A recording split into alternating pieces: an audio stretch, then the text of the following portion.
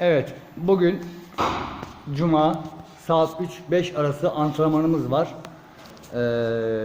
Bursa Alpler Okçuluk Gençlik Spor Kulübü Derneği olarak şu an bugün bazı kardeşlerimiz yazlığa gittiği için 2 kişi kaldık.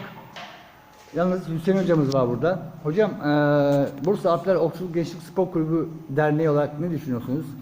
Açıkçası hem sınavlara odaklanmaya yardımcı hem de sırt kaslarınızı özellikle geliştiriyor. Yüzmeye gitmiş kadar oluyorsunuz. Yüzmeye gittiyseniz alışmanız kolaylaşıyor yayları çekiş bakımından. Onun dışında stres atmak için gayet güzel bir yer. Herkese tavsiye ederim.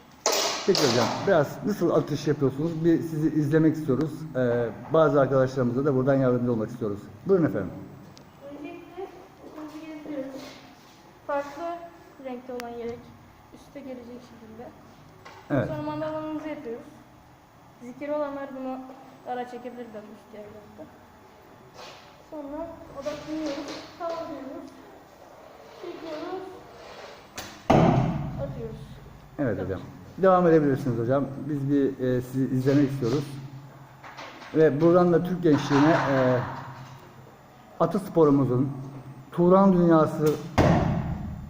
dünyası Türk devletlerinin Alpleri olarak Bursa Alpler Okçuluk Gençlik Spor Kulübü Derneği olarak buradan vatandaşa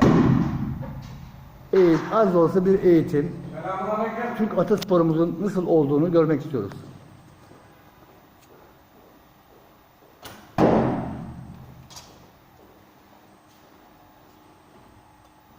Evet, şu an derneğimize D bloklardan yöneticimiz İsmail Koşar Bey geldi.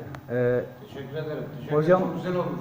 Siz bu Bursa Alpler Okçuluk Gençlik Spor Kulübü Derneği olarak ne düşünüyorsunuz? Çok olumlu bakıyorum. Çocuklara çok iyi bir eğitim veriyorlar. Çok teşekkür ederim böyle bir etkinlik yaptıkları için. Başarılar devamını diliyorum. Teşekkür ederim. Çok sağ olun. Sağ olun. Evet.